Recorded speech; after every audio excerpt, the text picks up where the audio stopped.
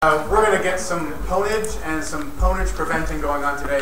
We're going to talk about PowerShell attack and defense. I'm sure all you guys are very interested. Now, let's talk a little bit about us. This is Joe. I'm Lee. The important thing here is that Lee is a noob. No, Lee's awesome. I have about 2 years red teaming experience attacking Windows domains, a lot of it using PowerShell.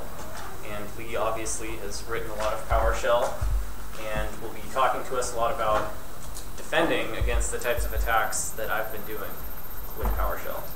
Truth is, I'm just here to see Joe talk.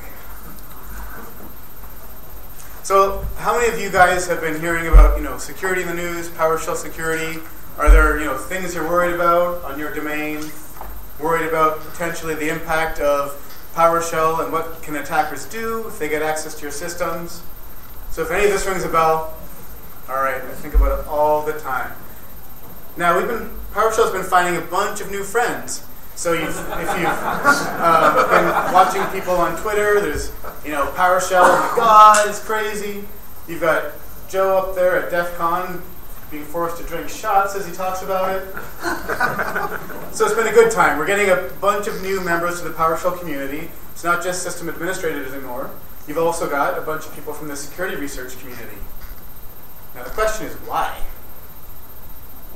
So before we get started, we just want to talk to you guys a little bit about security boundaries, because we're going to be demonstrating some pretty cool but also pretty scary tools today. So there's a difference between exploitation and post-exploitation. So exploitation you could think of as you visit a web page and all of a sudden someone has code running on your computer. That is a security vulnerability. That's something that Microsoft and other companies will patch. Post-exploitation, on the other hand, is someone taking advantage of the privilege that they already have. So this could be something like an administrator goes and installs a backdoor on a system. Well, administrators, for all intents and purposes, are the computer. They are the operating system. They can do whatever they want. They can capture credentials, they can install kernel drivers, they can manipulate memory, clear logs, etc., etc. This is all by design. This is the way that all major operating systems work. Once an admin has control of a system, they can do whatever they want. And so all of the tools that we're going to be showing you today are all post-exploitation. There are not going to be any vulnerabilities dropped here that could have bad repercussions or anything. These are all just admins taking advantage of their administrative privilege. So we're going to do a bit more crowd participation here. So everybody here who's in charge of securing a domain or securing a set of computers and is concerned about the stuff that can happen post-exploitation, right? So an attacker gets on the machine and you're concerned about what they can do. A lot of times we hear people say, oh, I'm really concerned about what they can do with PowerShell. So if you're responsible for securing a domain or securing computers, let's hold up our hands. Okay, so you're concerned about, keep on. So you're concerned about an attacker running code on the system. So hands up still. Now, do you do anything to prevent them from dropping their own compiled applications? Drop your hands if you don't have anything preventing them from putting in their own C# programs or .NET programs. Now, another thing that people worry about, so now maybe they're escaping through all this stuff by using some secret dynamic code or group policies. So do you also audit the policies? Do you have things that are auditing when group policy is changed? Do you audit when people are changing the Windows PowerShell profile? Do you audit when they're changing configuration files in System32? So if you don't have these audit policies on your registry and file system, hands down. Okay. Do you have active monitoring? So you've got all these audit policies in place. You've got logs being reported up. Do you actually have active monitoring where people are taking a look at these alerts and saying, I'm really concerned that the PowerShell profile, somebody just stopped the transcript and I need to know what happened. So if you still have your hands up, then you're worried about the situation where people get past all this stuff and still manage to magically use PowerShell to evade even those defenses. So as the context for today's entire discussion, think about why attackers are enjoying PowerShell is because they are able to bypass all of those things as well.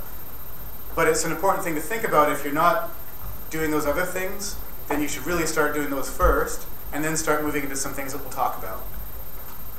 So if you're not doing the basics, then you shouldn't even bother worrying about advanced stuff, right? You need to take care of all the basic stuff on your network first before you can start worrying about what advanced attackers are doing. Right, it's like worrying about Nigerian Ebola when you're a smoking cancer survivor, right? There's the sexy, interesting thing, and then there's the things that end up getting you all the time. Now there's also, what attackers also enjoy is PowerShell. I can do some of this stuff in a forensically clean manner. So you get suspicious on a machine, you capture disk and memory images, and then you have in-house expertise that can actually analyze those disk images, memory images, and figure out what happened on those machines. So all these things are really important in an end-to-end security posture. Okay, so before we even talk about what attackers are doing with PowerShell, let's just look at what attackers are doing before PowerShell, or if they don't know about PowerShell. Because attackers have been owning systems for a really long time, way before PowerShell existed. So one way an attacker might go about bypassing application whitelisting, for example, is they might use VBScript. So VBScript has full access to the Win32 API, just like PowerShell does.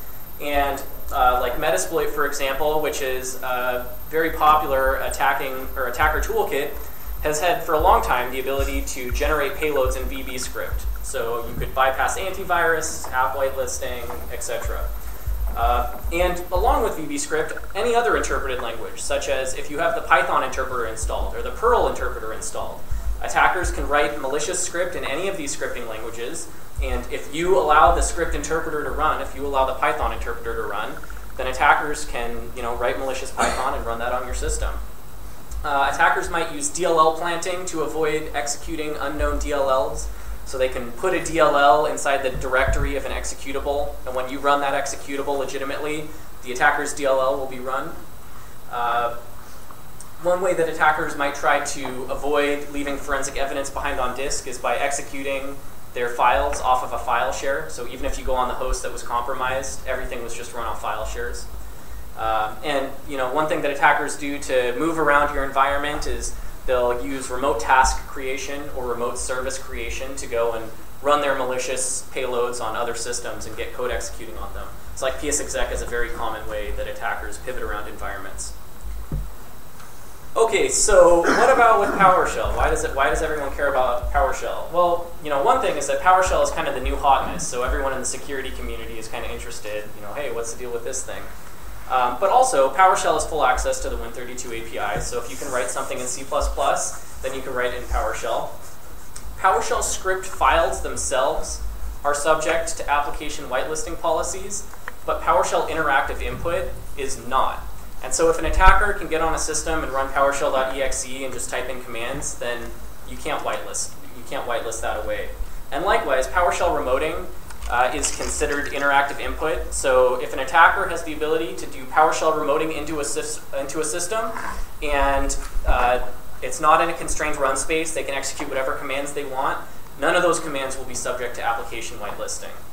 And PowerShell, likewise with remoting, when you run script on a remote server, that script is just streamed across.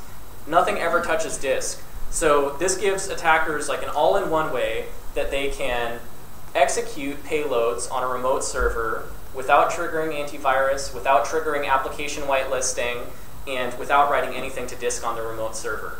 So it's pretty convenient for attackers. So we're about to do some demos of some scripts that attackers use that are written in PowerShell. Before we go into those scripts, we just want to give you guys a brief background on a little bit of Windows authentication stuff, just to explain to you what these scripts are actually doing. So Windows has a feature called single sign-on. Basically what this means is that when you interactively log on to a system and you go and access network resources, Windows doesn't ask you for your credentials all the time. The reason for this is because when you log on like this, Windows actually saves your credentials in memory, and every process that you create is given a token. It's given an identifier, And Windows will use these tokens whenever a process, like you're using Explorer and you go to a file share, Windows will look and see what is the token of the process that's attempting to access this network resource, and it'll use that to say, oh, this token is associated with these credentials, so I'm automatically going to use these credentials to authenticate over the network for you. Now, because these are stored in memory, if an attacker has administrative privilege, the attacker can do whatever they want. They are the system. They can go and extract these credentials out of memory. And in Windows, there's 3 types of credentials. There's an NT hash, Kerberos TGT, and session key, and sometimes a reversibly encrypted password. But any of these, even if they get your password hash, it's good enough to authenticate over the network. And you can read more about this online if you want to. Additionally, let's say you're like, man, this is so dumb. Why are my creds in memory? An attacker shouldn't be able to get that. Let's say that attackers couldn't get your credentials. An attacker who's an administrator on a system can enumerate all of the tokens on the system, and they can impersonate those tokens. So if I'm an attacker who's an admin on a system, I can log on to Lee's computer and find a process running as him, impersonate Lee, and then when I authenticate over the network, because I'm impersonating Lee, Windows will automatically use Lee's credentials when I authenticate. So I can use that to become Lee as well. Now, PowerShell has a feature called credSSP. Everyone's probably heard about it a whole bunch. So when you use PowerShell normally and you authenticate from your workstation to server A, let's say, you might notice that if you try to then authenticate from server A to server B, it fails. The reason for that is because when PowerShell does PowerShell remoting, by default it does a network logon type. So it doesn't actually give server A your credential, it just proves to server A that it knows what your credential is. And what this means is that when server A then goes to talk to server B, it doesn't have your credential, so it has no way of authenticating to server B. So what PowerShell has done is they have a feature called credSSP, which will allow you to actually send your password to server A when you authenticate to server A, and then when server A tries to make that second hop to server B, it has your credential. And so it can do the authentication on the second hop. But the downside of this is that since you actually gave server A your credential, if an attacker is on server A, they also just got your credential. So this can be really bad if you end up using high-power credentials with credSSP. So we're going to do a demo now. Let's see.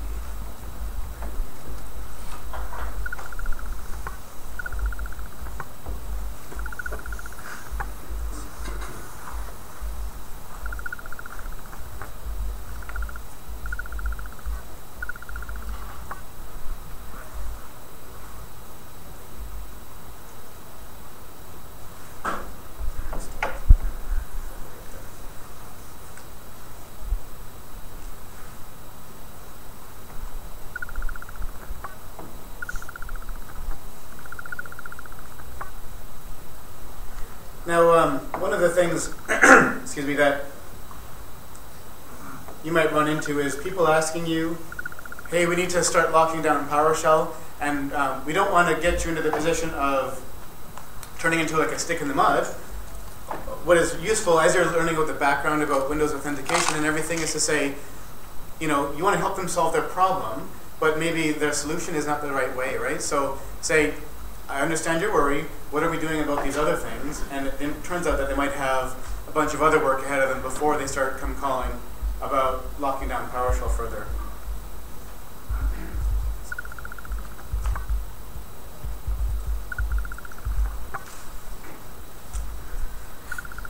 Lee's password is too secure. Now, I'm a domain admin, managing my servers, having a good old time. Now, one of the machines I want to connect to, I've got thousands and thousands of servers. So let me connect up to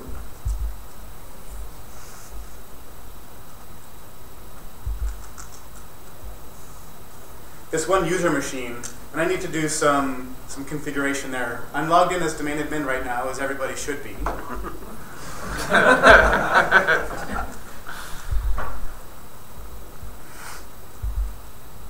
So you can see that I just logged in as a domain administrator to this user's machine. The most secure thing you could ever do. Now let's see what Joe might think about that.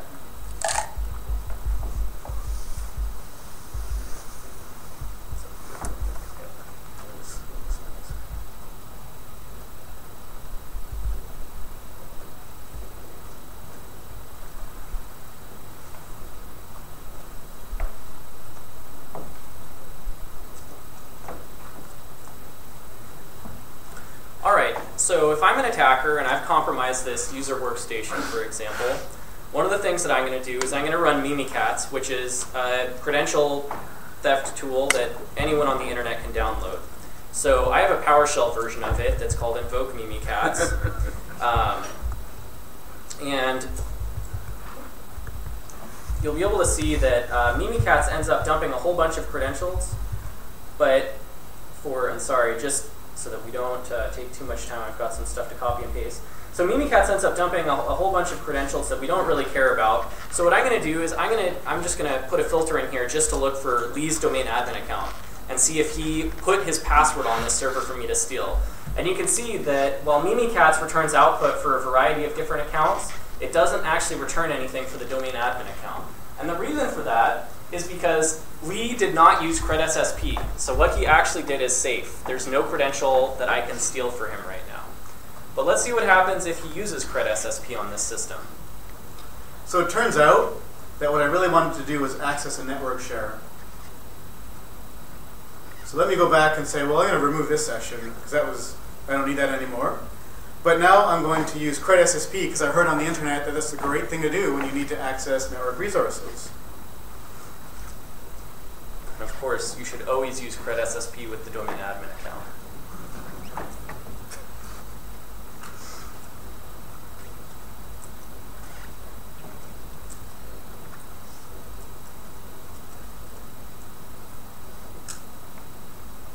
Here's my domain. I'm entering a cred. This is really great. PowerShell's so great. Oh, okay. Big error message. So we're going to talk about this area of the presentation is what happens when you ignore error messages. Okay. So my client cannot connect. Okay, so I need to enable credSSP when I'm making remote connections. So I'm going to enable WSMan, credSSP, role client, phew. Delegate computer star, whatever, I don't care about that. So, the computer will have access to my username and password. Should I? Whatever. I saw it on the internet, it must be fine. All right, enabled, sweet. Now let's connect again.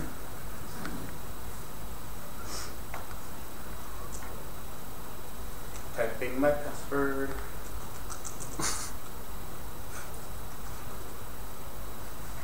Oh, now the server is blocking it. Ugh. Well, if the server blocks it, I know what to do here. All I need to do is invoke command on mass punnage user. I'm going to enable WSMan credSSP role server -4. So I don't care what the error message was. I just want to make it happen. Bam! Enabled. Now watch this beauty.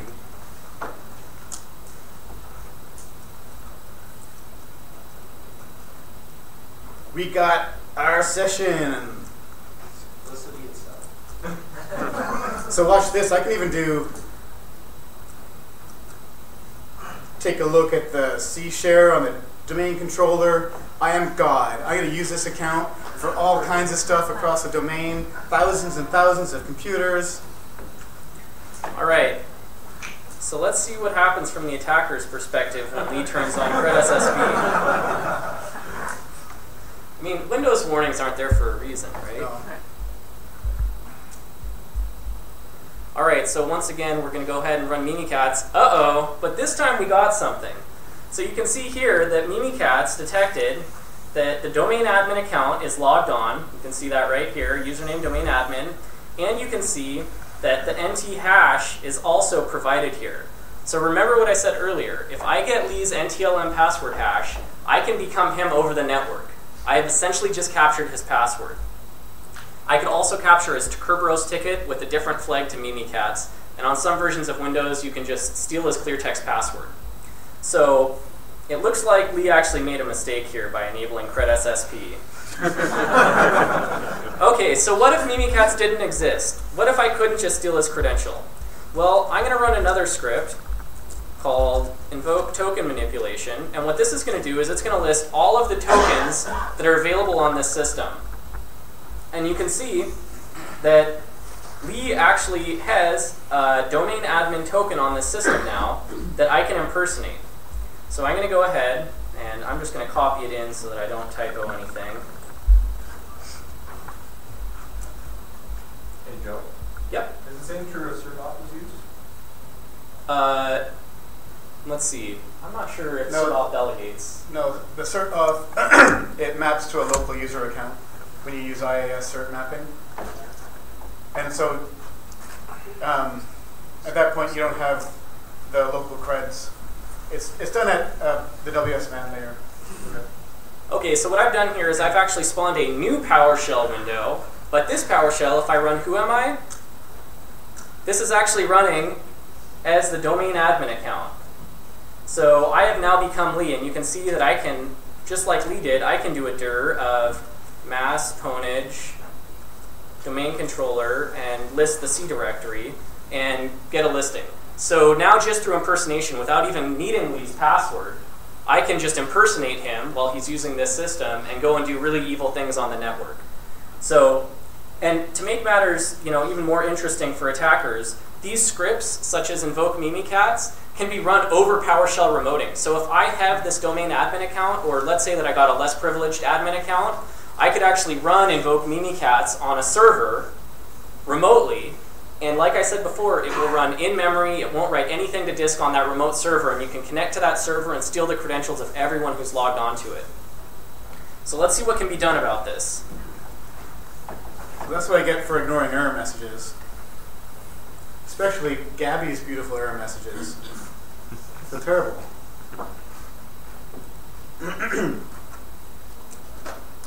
Now, people don't just enable CredSSP because it's got a nice acronym. They're actually doing it for a reason, right? They're trying to access some information on a file share, or they're trying to, usually that's the most common one.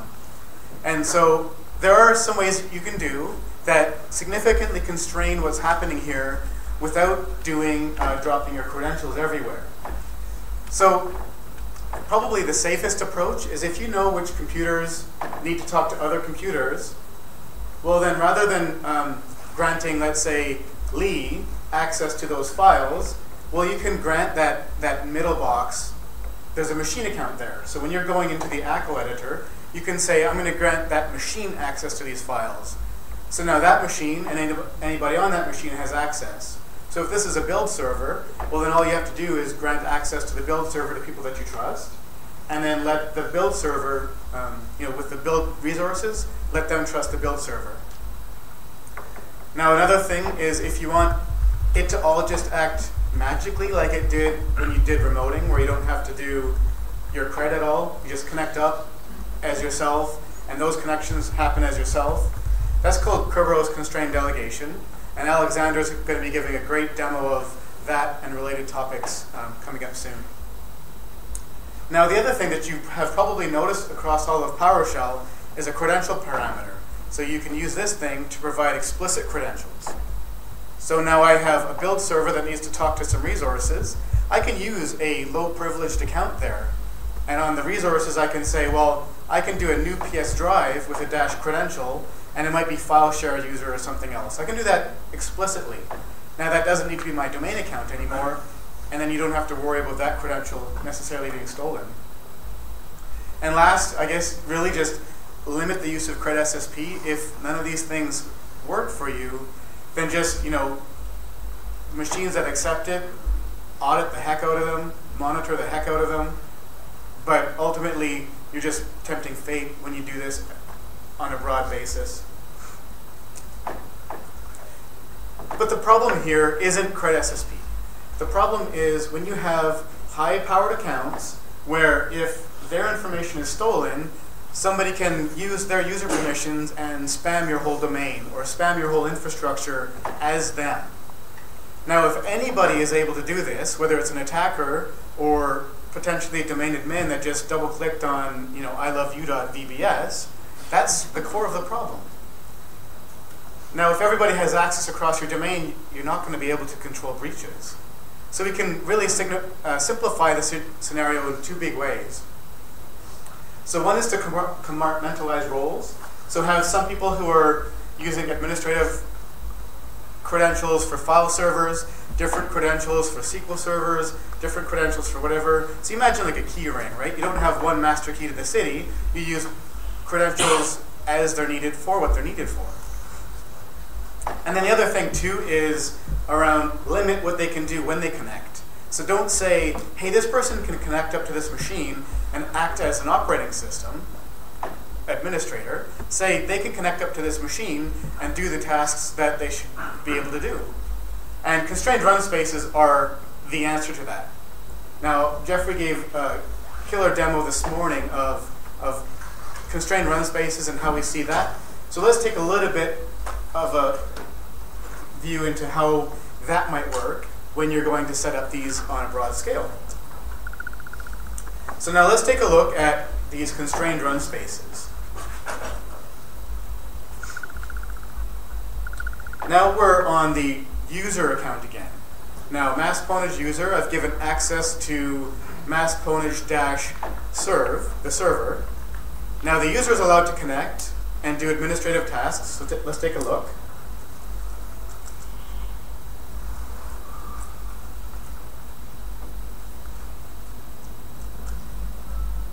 And the configuration name here is inventory.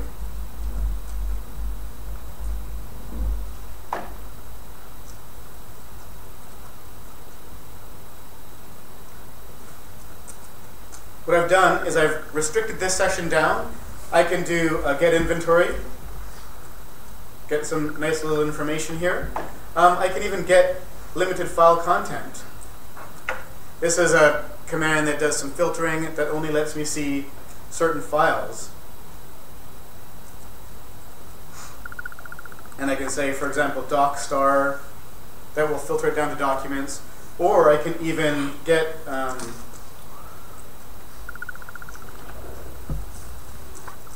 I might be concerned that people are creating accounts in my DC, so a function that says get domain users, and this command is going off and running to the DC under credentials that I've stored locally on the server and checking the domain controller for any users on that user's path. Now, I'll give you a quick overview of what that looks like.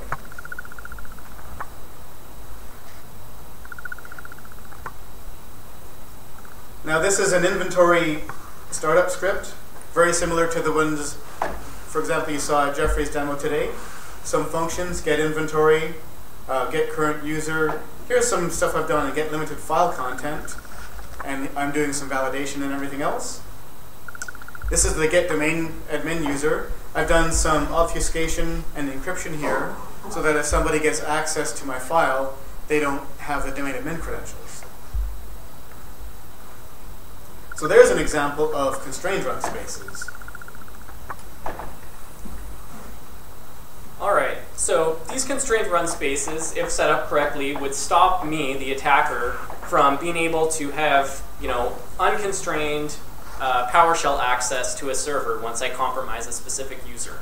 So tools like invoke mimikatz would not be able to run against these remote servers anymore because it's not whitelisted.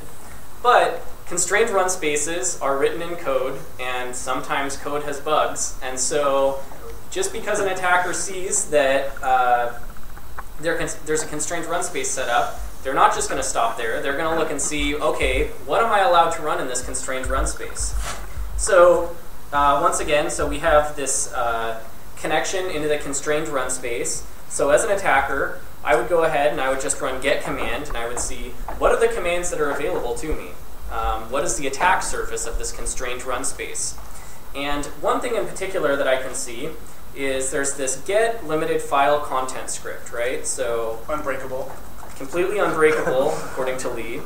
I run this. It looks like it'll only return output to, or the content of this allowed files directory. And there's a path parameter, and you can say doc star. Okay, so what about if I say doc slash dot slash star? So this would be like a path traversal. Let's see if I can list what's in the directory above this one.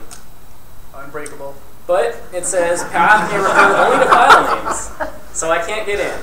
It looks like Lee is looking for my tricks. Okay, let's try to be a little bit more nasty here.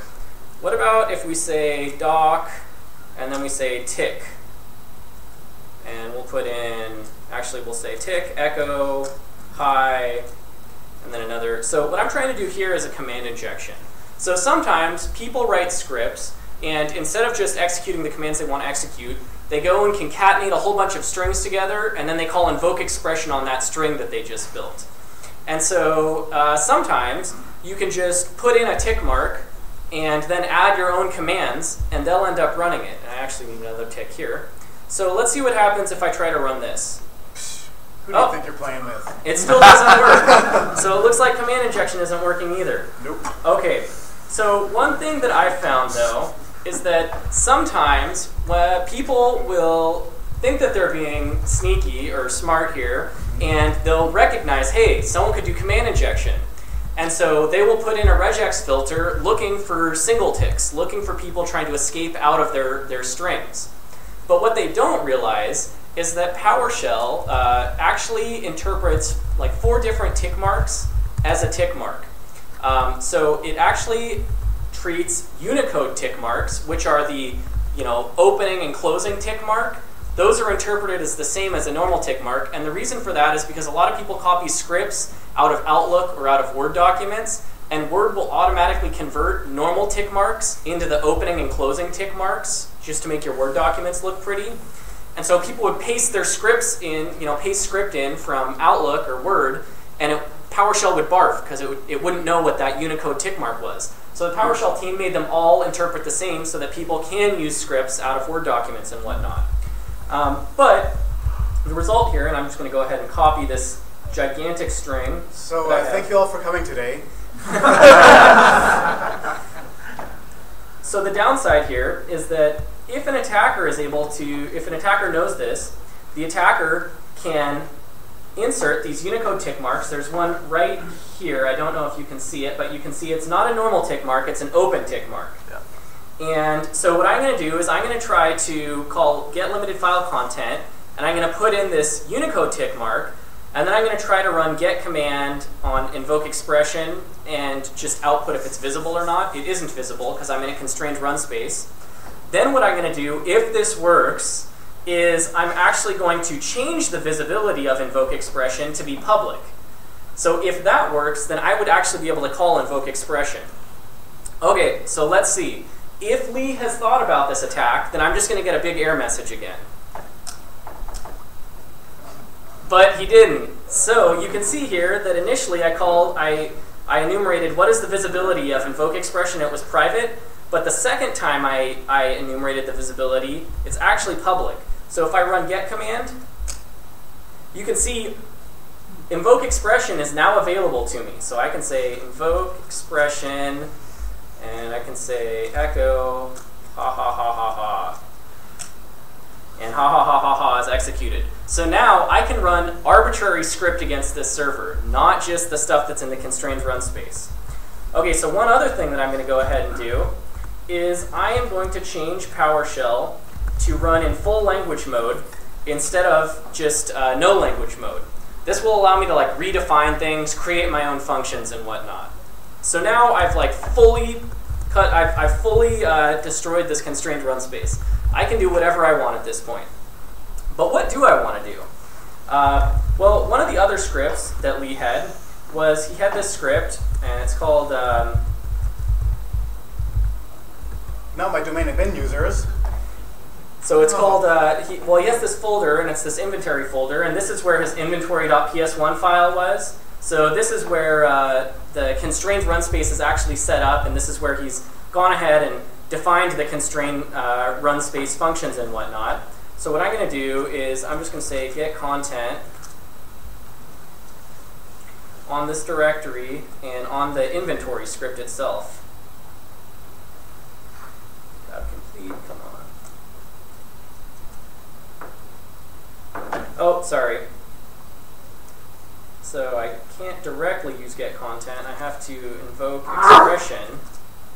Expression. Oh, sorry.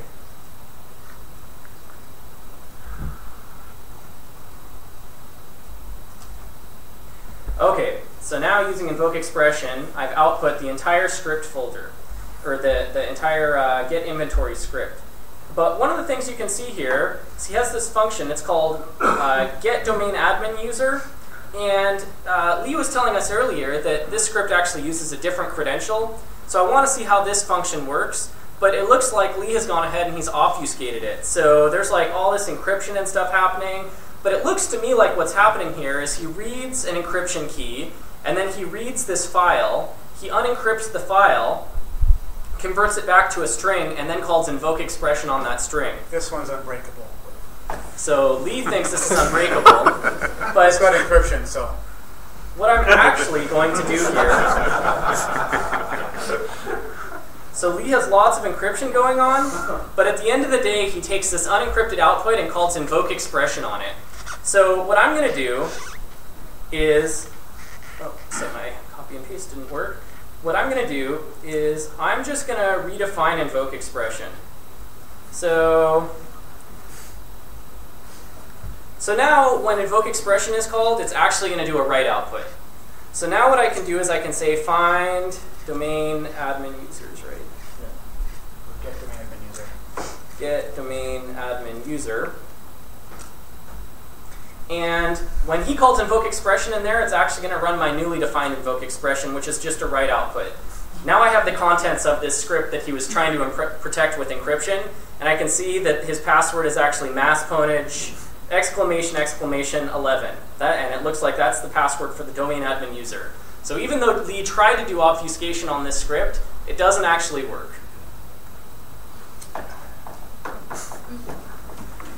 Well, what went wrong? Nothing, actually. What went wrong was my coding. Now, one of the big things we need to do, as you saw here, was code injection is a really big thing. And a lot of people who are coming from previous shells are used to eval and things like that system and just dumping things out to a new interpreter and think about PowerShell that way. Now, where we see people make the mistake the most is when it comes to dynamically evaluating commands. So here's a situation where I tried to dynamically compose a path parameter to get child item. It was a bad idea. What I tried to do was securely escape these single quotes. That was a bad idea. If you take a look at the PowerShell language reference, it's right there for you to see that we do accept these 4 different kinds of quotes, as Joe pointed out. So any of those are equivalent to the other. Now, in truth, there are some very rare situations where you do need to escape things before sending them to invoke expression. You want to make sure to double up any of these 4. Now, forget I just said that, never use invoke expression, okay? Here's a way to securely compose PowerShell commands. Now, people see the top one and say, okay, get child item of a path. I know how to do that. Now, what happens if I don't know the path beforehand? Well, that can come from a variable. That can come from user input or a parameter. And I can just supply that variable to the path parameter. PowerShell will make sure that the only thing that gets that value is the path parameter. Sometimes you don't know the name of the parameter beforehand. So that's where splatting comes really useful. You have a hash table of the parameters, and you can dynamically create that and compose that. You splat that into a command, and you can be sure that the only parameters you're going to be invoking are the ones in that hash table, and then the only input is going to be the thing that goes into that hash table. Now, sometimes you don't even know the command you're invoking, and this has happened once in a while. So what you can do is the invocation operator even lets you do an indirect reference in the command name. So our final example there is invoking a command I didn't know beforehand, with parameters I didn't know beforehand, with values I didn't know beforehand. None of this required invoke expression, and the PowerShell engine can handle this safely. Now, this obfuscation thing, we thought this was unbreakable. But the truth is, at some point, the PowerShell engine gets access to your unencrypted content. Otherwise, it couldn't run it. PowerShell doesn't understand encryption. Anything that claims to encrypt a PowerShell script or a native executable or a VB script is ultimately going to come down to this one Achilles heel where the thing that invokes your content needs to see it in plain text. Now in this situation, we turned PowerShell back on itself, made it do all the hard work, but a debugger is not the most complicated of skills, and you can attach a debugger to PowerShell and see what it got by the end of all this. The better way here is there are more secure ways to avoid hard-coded secrets. So that mass ponage password, there's a more secure way to handle that. Now the answer here is Windows has a data protection API. Now the secret behind this API is that you're not the one that needs to control the encryption keys. Windows maintains it for you. Anything that you encrypt using this API is automatically encrypted so that it can only be decrypted by you on the machine that you encrypted. So if I had something encrypted and I gave it out on the internet, nobody can decrypt it because it doesn't have the same keys that I use to decrypt it on my machine with my user account. Now that's Windows, we're talking PowerShell. The first thing you want to do when you're protecting secrets is to use the secure string commandlets. Because if you're just entering credentials in plain text, a memory dump might contain those. So if you use the secure string commandlet, that's when the .NET APIs that we rely on keep these things encrypted in memory. Now what we did add is if you use the export CLI.XML, and the CLI.XML commandlets are PowerShell's way of putting structured data on disk. If you use export CLI.XML, then that will get automatically encrypted with the DP API as well. So you take a secure string, export it to disk, and that file on disk can only be decrypted on your machine by you. Now a more common source of that secure data are credentials.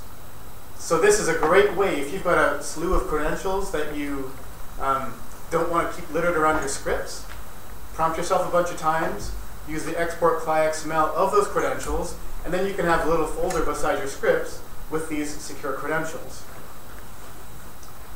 Now the last thing is, you see here that the convert from and convert to secure string commandlets actually let you specify an encryption key. Now this is reversible, so this stuff will work if you encrypt it on one machine and decrypt it on another, as long as you have the same key. And so that's where you run into some of the issues with security and cryptography, where they say key management is the big problem. Now using this approach, I can encrypt sensitive data and put it on a share that maybe everybody can see, as long as I don't put the key in the same place. If an attacker has access to the encrypted content and the key, it's now their content. And so this is another secure way to go about that. And that's really the key to all of this. So you can use DP API all you want, but if I get access to the machine that you did all the encryption on, I can still decrypt it all. But if you use DP API and then your script ends up on like some file share that someone gets access to inadvertently, now your secrets are safe because the attacker only got access to the script, but they don't actually have access to the server that is, to the account that is used to do the decryption. So this won't save you in this command injection thing we just did, but it will save you if this script ends up scattered somewhere on your network. Then the DP API encryption will stop anyone from decrypting it. And what does show up in penetration tests and things are where people are leaving sensitive data across their network. So an attacker starts to enumerate things that they have access to. They see some sensitive data on one of these paths. Then they can mess with that, whether it's PowerShell scripts or an AD backup, and then they can start to leverage that into more things and more things. And then all of a sudden, their scope of influence grows and grows and grows. Yep. Attackers love finding data at rest, especially passwords at rest. Now, it is not all doom and gloom. I asked in the beginning about who's got, audit policies and everything else. I'm not going to spend much time on this, but there are a couple things you can really do when you're worried about the sort of post-compromise forensics. Now, enabling system-wide transcripts is a great thing. PowerShell does have, if you look in About Group Policy Settings, there's a module logging policy setting. And that will log into your event log every command that PowerShell runs. Now when you've got these attacks, or these mitigations in place, really it's a chess game, it's a cat and mouse. Who can't play chess, but whatever. Now, you want to detect attacks on those mitigations, right? So you put in group policies, make sure that nobody is disabling your group policies. So I'll give you a brief overview of what that looks like.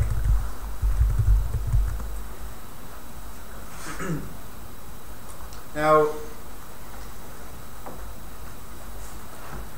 in the group policy node, here's an example of turning on module logging. You can see here, I can say, show, I've turned on module logging for all commands. So there's one thing built into PowerShell's group policy itself. Here's a local security policy where I've turned on auditing the file system and auditing of the registry. In addition to that, I've gone to the Windows PowerShell directory. And this is where I've got my ability to set up, under the security situation, I can set up audit policies where every change to this directory is now audited into the registry.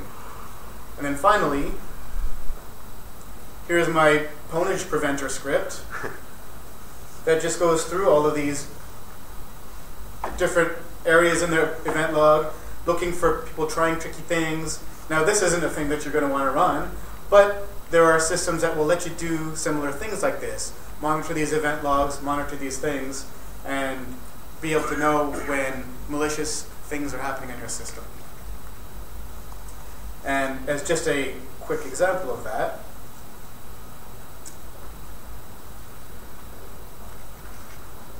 I even put a 0 in there because I'm a security guy. At least lead speak.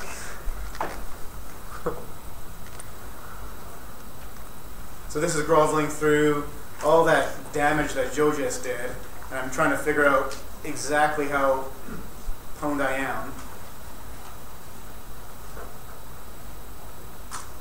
And it looks like we're in bad shape. So you can see here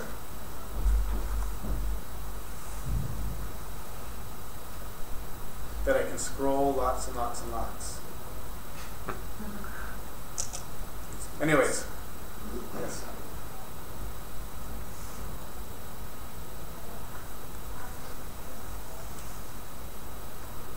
It's hard to analyze all the output when it's just dumped into a console window.